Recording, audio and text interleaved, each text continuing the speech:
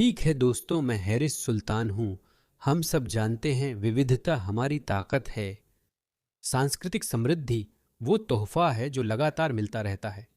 और अगर दुनिया के कुछ हिस्सों से बड़े पैमाने पर प्रवास ना होता तो पश्चिम अब तक महत्वहीनता में डूब चुका होता।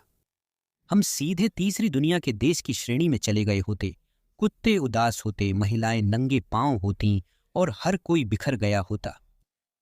कम से कम यही कहानी हमें सुनाई गई थी, लेकिन जैसा कि हम जानते हैं हकीकत इससे काफ़ी अलग है। मेरी समझ में नहीं आता कि 90 और 2000 के दशक में हमने पुरुषों को सिखाया कि महिलाओं के प्रति अनचाहे इशारे या कोशिशें न करें। अगर वो एक बार ना कह दे तो आपको उसका सम्मान करना चाहिए।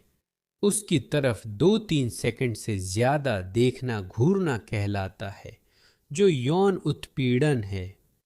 बिल्कुल, कुछ पुरुष ऐसे होते हैं जो फिर भी गलत व्यवहार करेंगे, लेकिन समाज उस व्यवहार को हतोत्साहित करता है। और अभी हाल तक यही नियम थे। 90 के दशक और 2000 के दशक के नारीवादी, प्रगतिशील और उदारवादी लोगों ने इन नियमों को स्थापित करने के लिए बहुत मेहनत की थी, लेकिन ऐसा लगता है कि रातों रात ये सब भुला दिए गए हैं। मैं इसका क्या मतलब निकालता हूं? इसे देखिए, सच में दिल पर हाथ रखकर मुझे समझाइए, ये कैसे मुमकिन है? हाँ, पश्चिम कैसे मतघूरों से यहां तक पहुंच गया? वो यौन उत्पीड़न है। अगर उसने पहली बार मना कर दिया तो उसे दोबारा बाहर जाने के लिए मत पूछो, क्योंकि वो यौन उत्पीड़न है। से यहां तक, इसे देखिए, यह एक फ्रेंच महिला है, ठीक है? वह समुद्र तट पर लेटी है और वही कर रही है जो पश्चिमी लोग दशकों से करते आ रहे हैं। ठीक है, बिकिनी में। और एक कामुक अल्जीरियाई प्रवासी उसके पास आता है और अपनी हरकत करता है। ए- नहीं, मैं नहीं चाहती। नहीं, लेकिन लेकिन नहीं। लो अपना फोन ले लो, मैं नहीं चाहती। नहीं। लोगों को किस्मत करो। हे भगवान, वो उनके बारे में भी सोच रहा है। ओह, वो क्या कर रहा है? देखा आपने? क्या आप मुझे सुन सकते हैं? मुझे समझ नहीं आ रहा। मैं सोच भी नहीं सकता कि मैं किसी बीच पर जाऊं, ठीक है? किसी बीच पर जाओ। वो बिना कुछ बोले उसका हाथ पकड़ता है और किस करने लगता है, जैसे ओह भगवान, ये क्या हो रहा है? हम वहां तक कैसे पहुंचे? सच में हम वहां कैसे पहुंचे? और परेशान करने वाली बात यह है कि इन प्रवासियों का बचाव वामपंथी, ज्यादातर श्वेत उदारवादी महिलाएं करती हैं। यह कोई अकेली घटना नहीं है। मेरी एक प्लेलिस्ट है माइग्रेशन इश्यूज नाम से, वहां जाइए। मैंने कई वीडियो बनाए हैं जहां यूरोपीय महिलाओं को अलग संस्कृति के लोगों द्वारा यौन उत्पीड़न झेलना पड़ता है, जिनकी महिलाओं के प्रति सोच अलग है। और यह कोई अलग थलग घटना नहीं है। मैं आपको एक और उदाहरण दिखाता हूं, ठीक है? तो यह चीन में एक रूसी पर्यटक है। यहां तक कि चीन भी इन मध्य पूर्वी देशों के कुछ पुरुषों से सुरक्षित नहीं है। तो ये आदमी एक मध्य पूर्वी पुरुष है। वह इस रूसी महिला के पास जाता है और उसकी होठों पर किस करने की कोशिश करता है।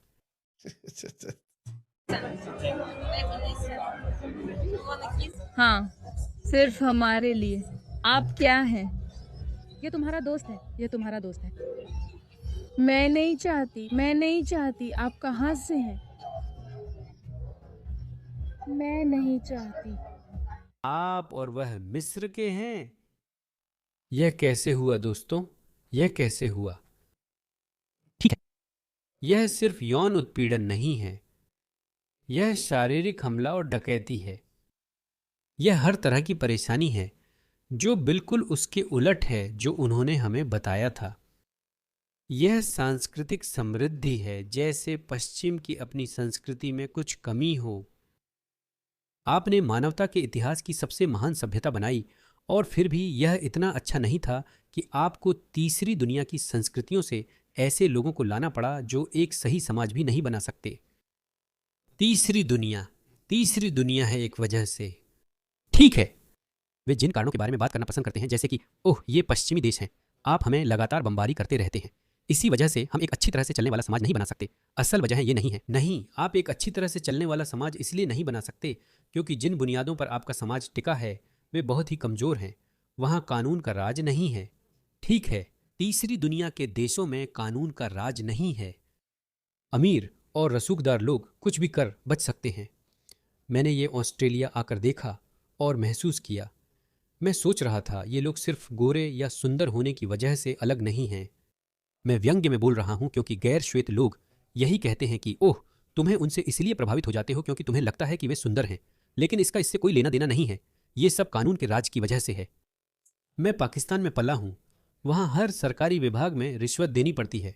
अगर आप कोई काम करवाना चाहते हैं, भले ही वो पूरी तरह जायज़ हो, जैसे कि अपना बिजली का मीटर बदलवाना, तो भी आपको बिजली कंपनी में बैठे अधिकारी को किसी न किसी तरह की रिश्वत देनी ही पड़ेगी, आप जहां भी जाएं। और फिर जब आप यहां आते हैं तो आप सोचते हैं कि भले ही कोई पुलिस वाला बदतमीज हो, पागल हो और आपको उससे नफरत हो, आप उसे 100 रुपये देकर ये नहीं कह सकते कि भाई इधर उधर देख लो। ऐसा यहाँ होता ही नहीं है। यहाँ ऐसा नहीं होता। मुझे पता है कई पश्चिमी लोग कहेंगे, हैरी ये अभी भी सही नहीं है, ऊंचे स्तर पर भ्रष्टाचार है। मैं समझता हूँ ऊंचे स्तर पर भ्रष्टाचार है, और वो जो भ्रष्टाचार है वो भी बहुत नियंत्रित है। ठीक है, वो नियंत्रित है, लेकिन समाज में 97% लोग हमारी रोजमर्रा की जिंदगी में हैं। ठीक है, वे भ्रष्ट नहीं हैं। इसे स्वीकार करें। यही तीसरी और विकसित दुनिया में सबसे बड़ा फर्क है। लेकिन जब से हमने तीसरी दुनिया की संस्कृतियों के लोगों को पश्चिमी लोकतंत्रों में लाना शुरू किया है, तब से वह संस्कृति भी बदलने लगी है। ब्रिटेन में 2 प्रमुख मामले हुए हैं जहां सरकारी अधिकारी निचले स्तर पर रिश्वत लेते पकड़े गए हैं। यूके के होम ऑफिस में एक मामला था। उनकी राष्ट्रीयता क्या थी, अंदाजा लगाइए। वे ब्रिटिश नहीं थे। वे 2 पाकिस्तानी NHS डॉक्टर थे। महामारी के समय वे दस्ताने आदि बेच रहे थे और वे पाकिस्तानी थे। मैं यह नहीं कह रहा कि गोरे लोग अपराध नहीं करते, वे भी करते हैं, लेकिन उनकी संख्या कम है। उनकी संस्कृति और समाज इसके खिलाफ हैं, इसीलिए गलत करने पर उन्हें छुप कर रहना पड़ता है। पाकिस्तान जैसे देश में वे इसे अपना अधिकार मानते हैं। एक भ्रष्ट पुलिस अधिकारी या एक भ्रष्ट बिजली का एक्सियन या DPO, वह कहेगा कि अरे इसमें मेरी गलती नहीं है कि मुझे रिश्वत पर निर्भर रहना पड़ता है, क्योंकि महंगाई देखो, मुझे बच्चों की ट्यूशन और अन्य खर्चों के पैसे देने होते हैं। वे इसे इसी तरह सही ठहराते हैं। कोई मंत्री या सरकारी कर्मचारी गलत काम में पकड़ा जाए, तब भी वह कभी नहीं मानेगा या कहेगा, जानते हो क्या, माफ़ कीजिए, मुझे यह करना पड़ा क्योंकि देखिए, मैं अपने बच्चों को खाना नहीं खिला सकता था, क्योंकि ऐसा लगेगा, नहीं, आपने जो किया वो आपने अपनी लालच की वजह से किया। खैर, और भी है, इसे देखिए, मुझे लगता है यह स्पेन में हुआ था। तो यह बुजुर्ग महिला, असल में वह इतनी बुजुर्ग नहीं है, लेकिन यह अधेड़ उम्र की महिला है। वह गई और एक अवैध प्रवासी उसका पीछा करता है और वह, ओह भगवान, मुझे इसे लूटना है, वह तोड़ने की कोशिश करता है और फिर वह दस्तक देता है। वह, ओह चलो दस्तक देता हूं, मुझे इन यूरोपियनों की भरोसेमंद प्रकृति पर भरोसा करने दो। देखो, उसने उस पर भरोसा किया। वह, ओह क्या चाहिए तुम्हें, ओह क्या तुम अंदर आना चाहते हो। देखिए, यही उसकी सबसे बड़ी गलती थी, क्योंकि सामान्य परिस्थितियों में तो सब ठीक था, लेकिन देखिए उसने क्या किया, उसने उसे गिरा दिया और उसका बैग चुरा लिया। ओह, उसकी लड़ने की भावना को सलाम, वह फिर भी लड़ रही थी, लेकिन खैर उसने बैग लिया और भाग गया। क्या सांस्कृतिक समृद्धि सुंदर नहीं? क्या विविधता हमारी ताकत नहीं? देखिए एक और उदाहरण, यह अफगान शरणार्थी अचानक जर्मनी में पागल हो गया। उसने अचानक दुकान में तोड़फोड़ की।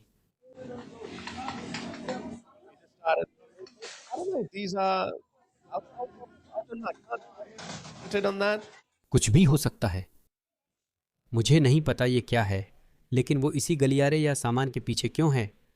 शायद ये शराब है या उसे इससे दिक्कत है, या वो बस सोच रहा है। सब छोड़ो, कुछ लोग देख रहे हैं और पूछ रहे हैं, क्या कर रहे हो भाई।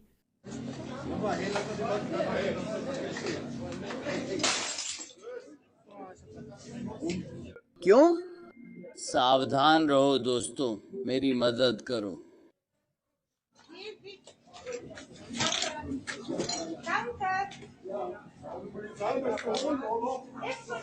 यह सांस्कृतिक समृद्धि है। क्या कोई कमरा है जहां वह जा सके या उसे बंद किया गया है? नहीं तो वह फिर आ जाएगा। मुझे वीडियो किससे भेजनी है?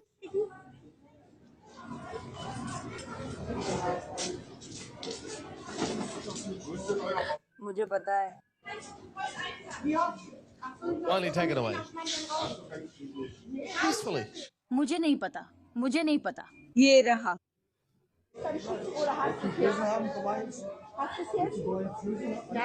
ये होना शुरू हो गया है। अब ज्यादा से ज्यादा लोग अपने हाथों में चीजें लेने लगे हैं और ये होता ही रहेगा। इसे देखो, एक शरणार्थी एक इटालियन चर्च में घुस जाता है और पादरी को थप्पड़ मार देता है। ये म्यूजिक वाकई में ड्रामा को और बढ़ा देता है। ये इटालियन सांस्कृतिक रूप से समृद्ध हो रहा है।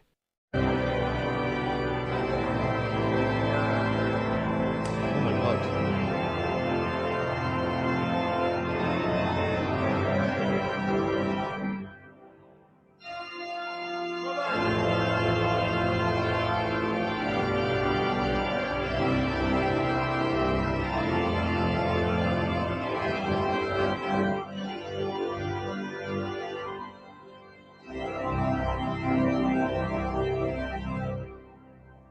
मुझे नहीं पता, मुझे नहीं पता।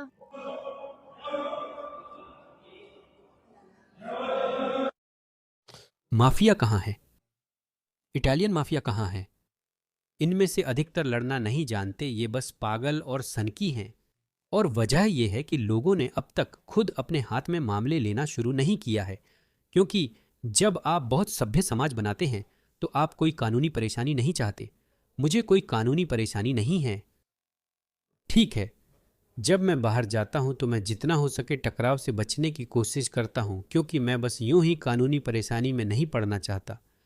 यही बिल्कुल हम सोचते हैं। इन वीडियो को लाखों बल्कि करोड़ों लोगों ने देखा है। कुछ वीडियो को 1 मिलियन से ज़्यादा व्यूज मिले हैं।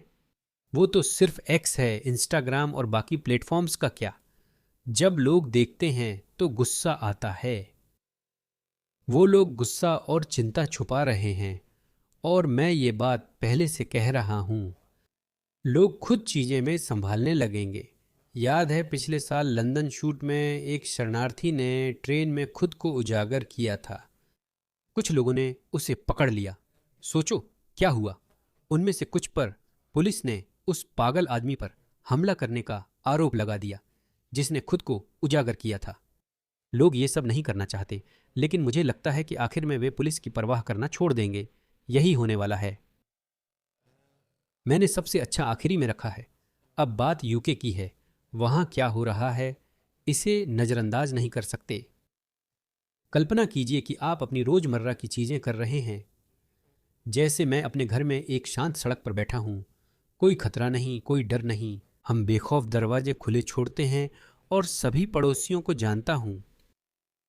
कल्पना कीजिए कि एक दिन मैं उठता हूं और ये देखता हूं। इसे देखिए, इसे देखिए। ये आदमी बस दरवाजे के शीशे से घूर रहा है। वो किसी के घर के अंदर झांक रहा है। और आप इसे देखिए। आप सोचेंगे ये क्या है? आप क्या करेंगे? क्या आप बाहर निकलेंगे, उसका सामना करेंगे, उससे पीटेंगे, या फिर ये जोखिम उठाएंगे कि कहीं वो आपको चाकू ना मार दे, क्योंकि आपको नहीं पता उसके पास क्या है? फिर क्या होगा? आप क्या करेंगे? आप क्या करेंगे? 2:30 बजे रात पागलपन है। यह आपके घर के अंदर झांक रहा है। यह वही है। एफसीसी के पास कैमरा है। दोस्तों, आप भी कैमरा लें, इसे देखें। हे भगवान, वह अपना सिर मार रहा है। वह दरवाजे पर सिर मार रहा है।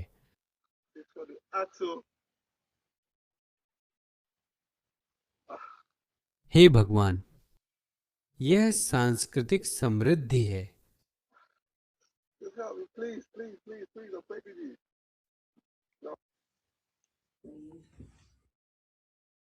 हे भगवान, अगर रात 2:30 बजे दरवाजे या कैमरा पर कोई दिखे तो आप क्या करेंगे?